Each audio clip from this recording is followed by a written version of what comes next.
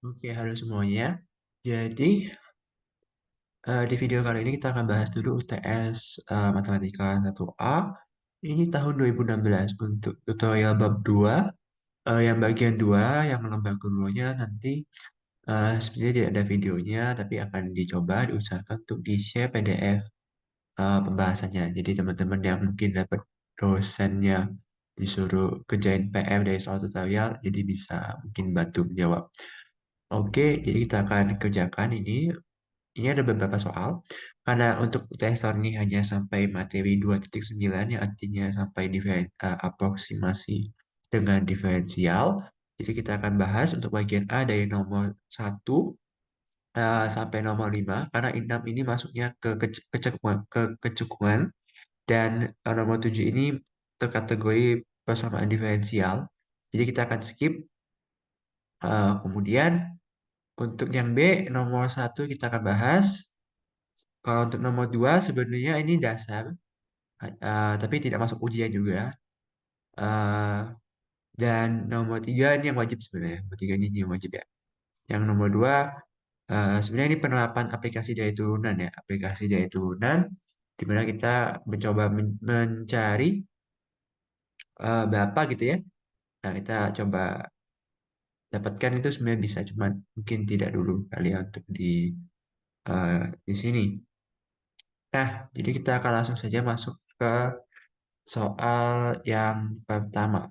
Jadi untuk soal yang pertama, di sini kita akan coba ambil dulu soalnya.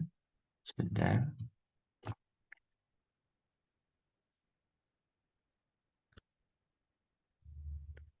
Oke, soal yang pertama kita disuruh menentukan daerah definisi. Atau kita lebih tepatnya gampangnya lebih gampang kita sebut kita disuruh menentukan domain fungsi.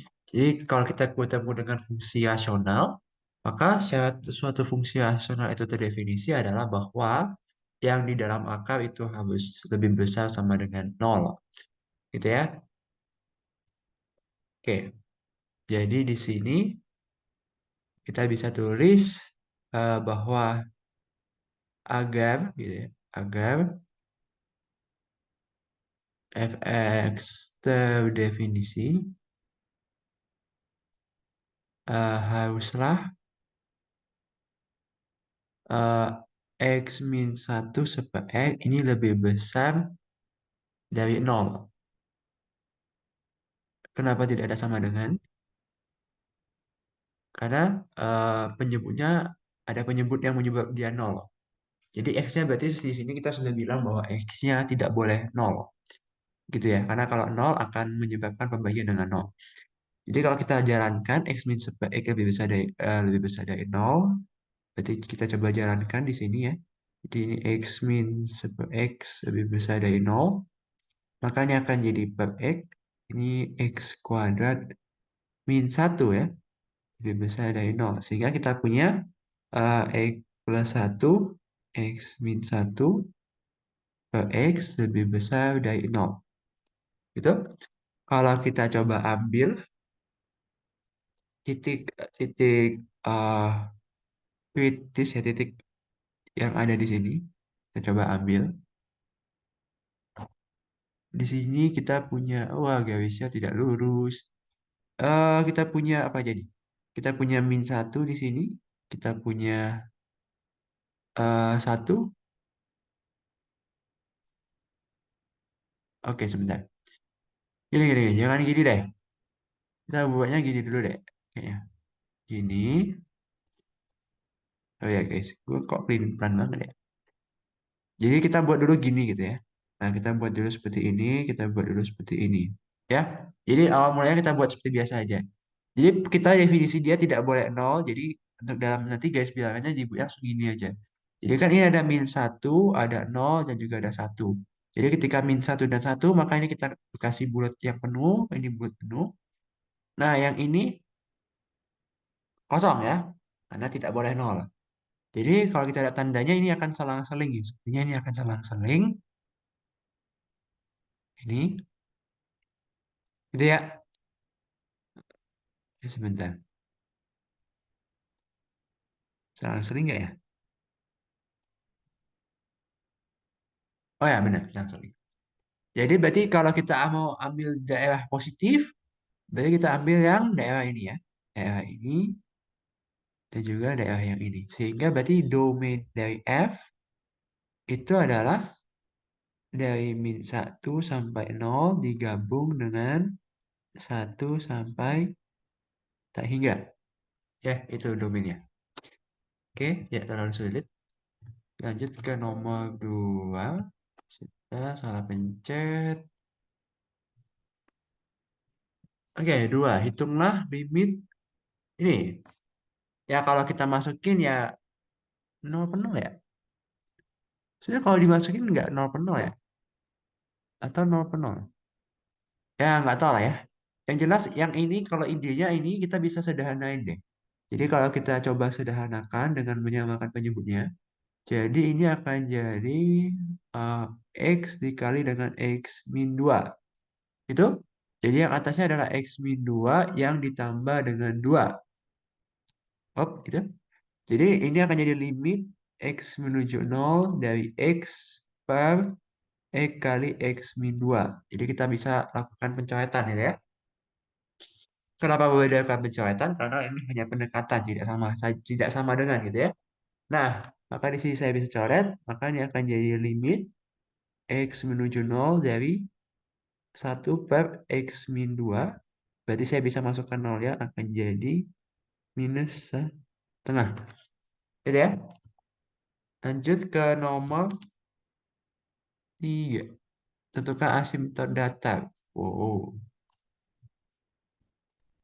kita lihat di sini. Asimtot datar itu gimana asimtot datar?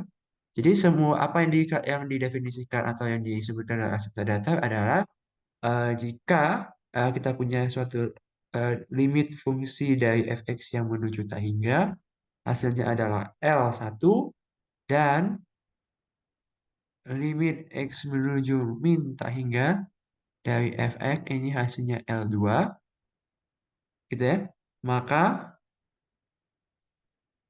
uh, maka asimtot datar dari fx ini adalah y sama dengan L1 dan Y sama dengan L2 gitu ya. Jadi bisa ada dua atau bahkan lebih ya. Masih terdata. Oke, maaf. Ah, jadi kita coba dulu aja. Jadi yang pertama kita akan cari dulu limit X menuju tak hingga dari 2X plus 1, 3 plus mutlak X min 2. Nah, limit itu biasanya akan bermasalah gini. Ketika ada mutlak. Nah, maka kita harus definisi dulu deh. Coba mutlak itu gimana? Jadi mutlak X min 2 itu bisa bernilai 2 gitu ya. Bisa bernilai X min 2 jika X-nya lebih besar sama dengan 2 atau negatif min X. Ya, gitu lah ya. Ini kan. Nah, jadi ketika limitnya mendekati tak hingga, berarti kita pakai fungsi yang atas. Berarti di sini saya bisa ubah si eh, mutlak X min 2 sebagai berikut. Jadi saya lepasin aja nih. Pertama lepasin aja mutlaknya kayak biasa. Set, gitu ya. Nah, jadi di sini akan sama saja dengan mengatakan bahwa kita punya limit X menuju tak hingga dari 2X plus 1 per X plus 1. Maka dengan gampang ini kita bisa jawab adalah 2. Gitu ya. Ya, tinggal bagi semua dengan X kalau mau cara normal. Nah, sedangkan di sini kalau kita punyanya limit X menuju min tak hingga dari soal ini, mutlak X min 2 akan menilai min X min 2. Mengapa? Karena kita mendekati X dari min tak hingga. Artinya X yang cocok dalam pendefinisian mutlak kita adalah yang bawah. Jadi di sini berarti 2X plus 1 ini jadi 3 ditambah dengan min X min 2 ya. Jadi ini min X min 2. Itu. Jadi di sini akan jadi limit X menuju min tak hingga gitu dari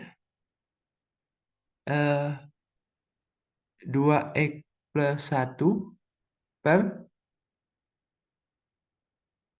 min X plus 5. Maka di sini hasilnya adalah min 2. Maka tidak cukup sampai di sini. Teman-teman harus menuliskan jadi sehingga gitu ya atau jadi sehingga asimtot datar dari fungsi f, dari fx gitu ya, adalah y sama dengan 2 dan y sama dengan min 2. Jadi harus tulis y sama dengan, karena kalau kita hanya ngitung nilai limitnya aja, itu apa gitu, tidak ada arti. Gitu ya. Jadi kita harus menuliskan benar-benar. Ya. Oke, nomor 4, kita disuruh menentukan turunan ketiga. Ya, turunan ketiga ya, berarti harusnya tidak terlalu sulit. Berarti di sini fx itu, biasa saya kalau turunan ya saya ubah dulu jadi pangkat. Jadi ini berarti sama saya dengan mengatakan kita bahwa kita punya 1 min x pangkat setengah. Yang berarti kalau saya turunkan dia, maka dia akan jadi setengah 1 min x pangkat minus setengah. Nah, hati-hati kita harus mengendalikan dengan turunan dalamnya adalah min 1. Turunan dari 1 min x itu kan min 1. Sehingga kita punya untuk f aksen x-nya dulu, ya pelan-pelan. Kita punya min setengah, gitu, ya. Kemudian f double aksen berarti turunkan turunan pertama. Berarti di sini f double aksen, gitu. Turunkan berarti ini minus seperempat langsung aja ya. Minus seperempat ini 1 min x min 3/2 gitu ya. Ya, betul. Min 3/2. Ini minnya dari mana? Karena kita kalikan lagi dengan turunan dalamnya min jadinya. Ya, dan yang terakhir f triple aksen, ini berarti akan jadi minus berapa?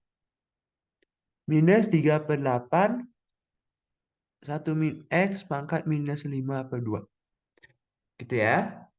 Berarti ini sama saja dengan mengatakan bahwa kita punya f triple aksen dari x itu adalah minus 3 yang dibagi dengan 8. Kemudian ini akalnya pangkat 5 dari 1 min x yang dikuadratkan. Pangkat 5/2 ya? Berarti kebalik ya?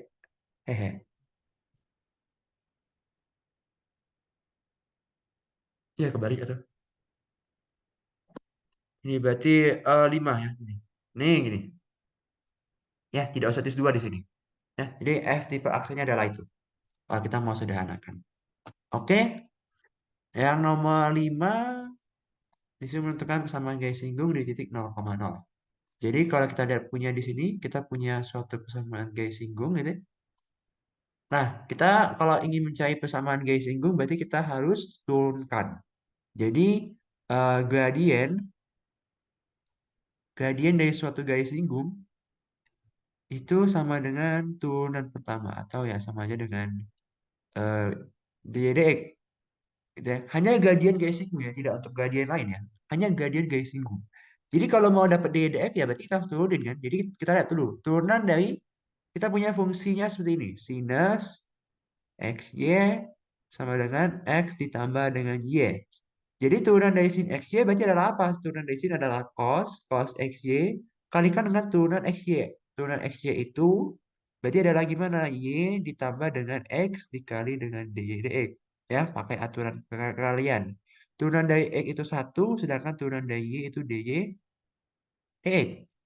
Nah, jadi kita ideal kuncinya adalah menyatukan semua dy dx. Jadi kita berarti di sini punya y cos xy gitu. Oh, sama dengan. Kemudian kita di sini punya apa? Y cos XY, kemudian kita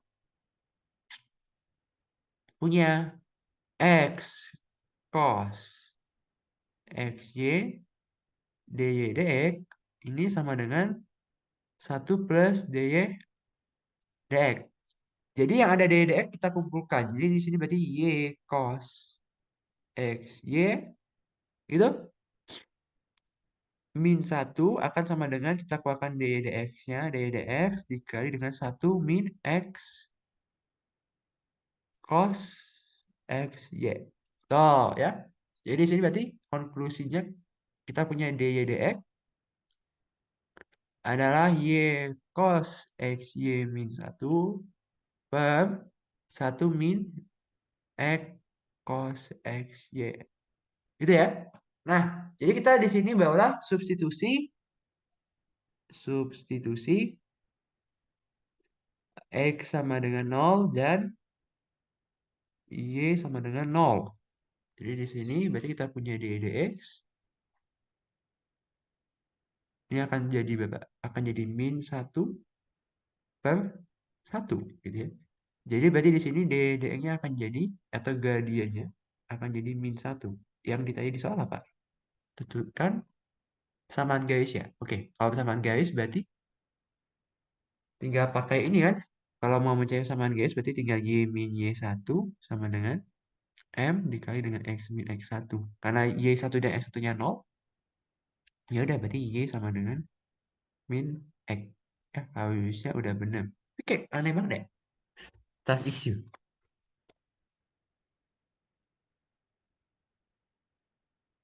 Bentar ya.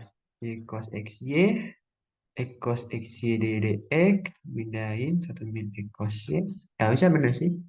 Jadi gradien min 1 maka y akan sama dengan min x. Gitu ya. Oke, 67 di skip ya. Kalau mau coba ya silakan, tapi saya tidak mau ya. Aha.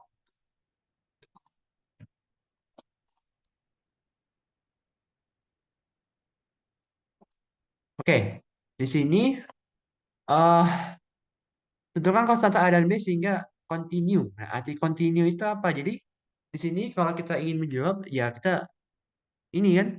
Jadi supaya dia continue, ya ini ada titiknya, ada apa aja? Ada 2 dan min 1 ya.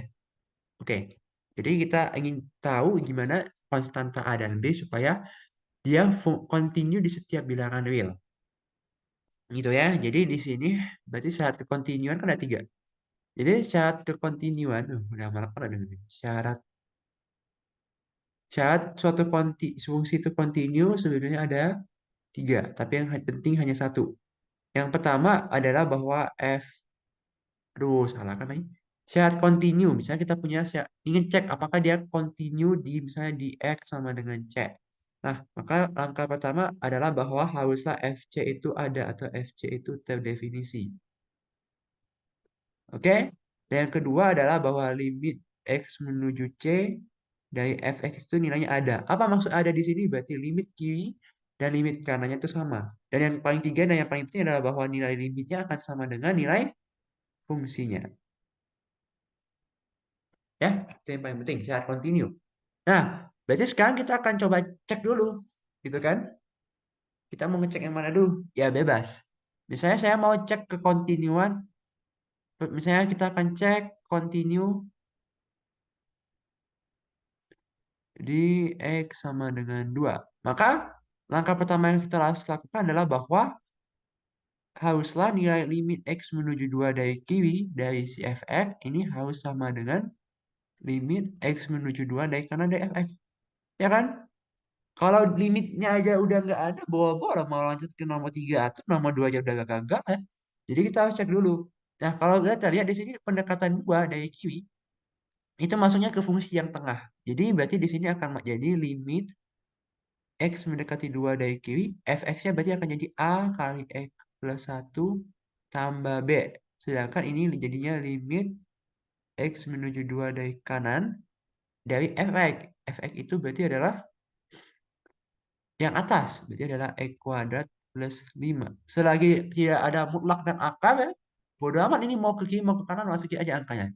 Jadi berarti di sini akan jadi 3A plus B akan sama dengan 9. Oke, simpan sebagai persamaan pertama. Ya, kita sudah ngecek nih gimana syarat kontinu. Jadi kalau A dan B mau A dan B ingin membuat fungsi f kontinu, maka 3A plus B harus sama dengan 9. Nah, satu lagi adalah kita apa? Kita cek kontinu di X sama dengan min 1, sorry. Nah, tapi tadi katanya bahwa nilai limitnya harus sama dengan nilai fungsinya. Jadi kita di sini sebenarnya sudah juga bisa membuktikan karena di sini limit X menuju 2 dari kanan ini, limit X menuju 2 dari kanan ini gitu ya. Ini sama aja dengan nilai F2. Kenapa? Karena di sini ada nih, ada sama dengannya. Sorry, bukan yang ini ya, berarti yang dari kiri ya, maaf, Pak. Jadi nilai F2 itu sudah terdefinisi di yang ini, yang dari kiri. Tuh. Ini berarti akan samanya dengan nilai F2. Gitu ya. Jadi dengan mengatakan yang kanan sama dengan kiwi, kiwi ini juga sudah mewakili yang ini, X sama dengan 2. Maka ini sudah kita bisa pastikan tidak ada kesalahan di sini. Udah benar.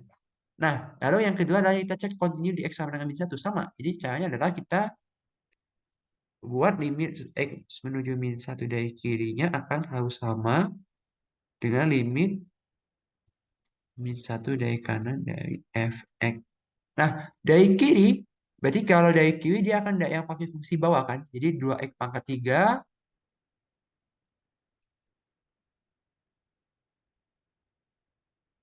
2x pangkat 3 plus x plus 7. Sedangkan yang fungsi yang ini, yang kanan berarti adalah limit x menuju min 1 dari kanan, berarti pakai fungsi yang atas. Berarti A kali X plus 1 plus B. Jadi ini A kali X plus 1 plus B. Masukin kan satunya, min satunya, sorry. Jadi ini berarti akan jadi min 2 min 1 plus 7. Berarti akan jadi 4 ya nanti ya. Yang ini masukin juga. Berarti akan jadi B. Ya kan? Karena ini akan habis. Gitu. Jadi berarti di sini kita akan dapat bahwa B akan sama dengan 4. Maka ini kita substitusi ke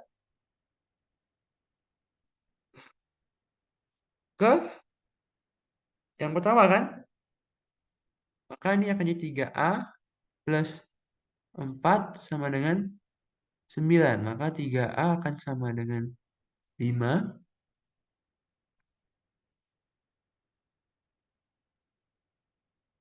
A sama dengan 5 per 3. Oke. Apakah betul ya? Saya tidak tahu. Ya, kita cek dulu sekali ya. Harusnya sudah benar sih.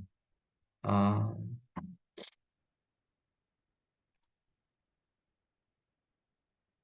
ya, udah benar kok harusnya. Ya, jadi A-nya itu 5 per 3 dan B-nya itu 4. Gitu ya. Oke, nomor 2 ya. Saya skip aja lah. Jadi ini sebenarnya bisa pakai turunan. Jadi kalau ditanyakan luas terbesar, berarti idenya adalah em, menggunakan turunan pertama sama dengan 0. Gitu. Gitu ya. Eh, ya, saya juga lupa sih ngejadinya gimana udah. Oke, kita fokuskan yang ini dulu ya. Karena ini yang penting. Calon-calon esai, calon-calon bagian C.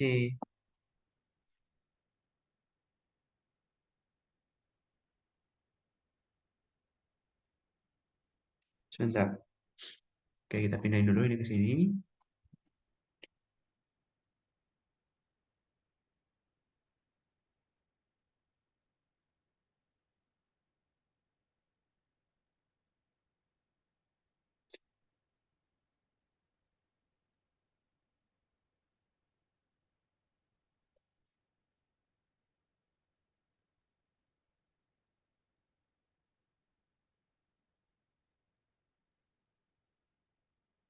Oke, jadi di sini kita punya suatu kubus yang dia bilang punya awal-awal si kubus ini punya volumenya 500 cm kubik. Nah, dia bilang berisi penuh air. Kemudian kubusnya mengembang nih sehingga kubusnya bertambah dengan laju 50 cm pangkat 3 per menit. Ini berarti ya, catat dulu aja. Sedangkan volume air di dalamnya tetap. Jadi berarti si volume airnya tetap 500 cm pangkat 3. Nah, saat volume air tepat setengah dari volume kubus, gitu, maka tentukan laju perubahan luas permukaan kubus pada waktu, hitung laju perubahan ketinggian permukaan air di dalam kubus. Jadi, kalau kita lihat-lihat di sini, data yang kita punya apa aja? Jadi, V kubus awal mulanya gitu ya, itu sama dengan V air. Jadi sekarang kita bilangnya ini V air gitu ya. V air itu 500 cm kubik. Sedangkan dV kubus dt ini adalah 50 cm pangkat 3 per menit ya. Karena di sini yang bergantung terhadap waktu itu adalah si kubus, bukan si airnya. Jadi si air volumenya, si air tetap. Jadi untuk menjawab yang A adalah pada saat volume air, V air ini setengah dari volume kubus. V air kan konstan selalu 500. Maka di sini kita dapat bahwa V kubusnya adalah 1000 cm kubik. Maka kalau kita udah tahu 1000 cm kubik, berarti kita bisa cari kan? Berarti kan V kubus gitu ya, VK aja lah, V kubus. Ini kan sama dengan 1000 cm pangkat 3, di mana rumusnya kubus itu kan S pangkat 3 gitu ya. S pangkat 3 sama dengan 1000 cm pangkat 3. Jadi S-nya berarti adalah 10 cm. Ya, satuan tidak terlalu penting lah ya, kalau bukan fisika kan. Nah, jadi kita itu mau mencari dA atau dR ya, laju perubahan luas permukaan. Jadi kita tuh target kita adalah mencari target ya. Target target kita itu adalah mencari dL dt. Nah, untuk mencari dL dt itu butuh ds dt. Nah, ds dt dapat dari mana? Ya udah dari sini. Jadi kan dapat tuh bahwa V kubus itu kan S pangkat 3, ya kan? Berarti dV kubus dt ini akan sama dengan 3S kuadrat. Gitu kan? Betul nggak? 3S kuadrat dikali dengan ds dt. Nah, di sini dikasih tahu bahwa si volume si S-nya kan 10 nih, dan dV dt itu 50. Jadi di sini berarti 50 akan sama dengan 3 kali 10 kuadrat dikali dengan ds dt. Maka di sini akan jadi ds dt-nya akan jadi 1/6 cm per menit. Nah, dari sini baru kita bisa dapat target kita, itu dLdt. Di mana luas permukaan kubus itu kan L 6S kuadrat. Jadi ini dLdt ini akan jadi 12S dikali dengan ds dt. Maka di sini dLdt akan jadi 120 yang dikali dengan 1/6. Maka di sini dLdt akan jadi 20 cm kuadrat per menit. Oke, itu yang A. Jadi kita bisa dapat ds. Yang B, hitung laju perubahan ketinggian permukaan air di dalam kubus. Gitu ya. Jadi kalau saat kubusnya mengembang katanya, maka ketinggian permukaan airnya juga akan berubah. Katanya sih begitu. Ya. Nah, maka gimana? Jadi kalau kita bayangkan sebuah kubus terus ada air gitu ya. Jadi kan kita punya kubus. Nah, dalam kubus ada air gitu kan. Jadi misalnya kita punya kubus, gimana ya? Kubus misalnya gini lah. Nah, terus yang terisi air itu cuman apa ya? Depannya segini lah. Oh, yang terisi air cuma segini. Berarti si volume air itu bisa kita buat sebagai apa? Sebagai S kuadrat yang dikali dengan H. H itu ketinggian ini kan? Yang dari sini sampai sini H. Kan? Karena dia nggak tahu tingginya berapa. Jadi kita misalnya aja H. Jadi ya mungkin jawabnya gampangnya. Misalkan H tinggi permukaan air. Gitu ya. Jadi V air itu adalah S kuadrat per H. Maka di sini berarti dV air, dVA ya, dV air dt itu ini turunan dari ini kan? Berarti turunan dari ini akan jadi apa? Jadi akan jadi 2SH ds dt ditambah dengan S kuadrat DH dt. Yang kita mau cari itu kan DH dt. Nah, di sini kita gimana nih?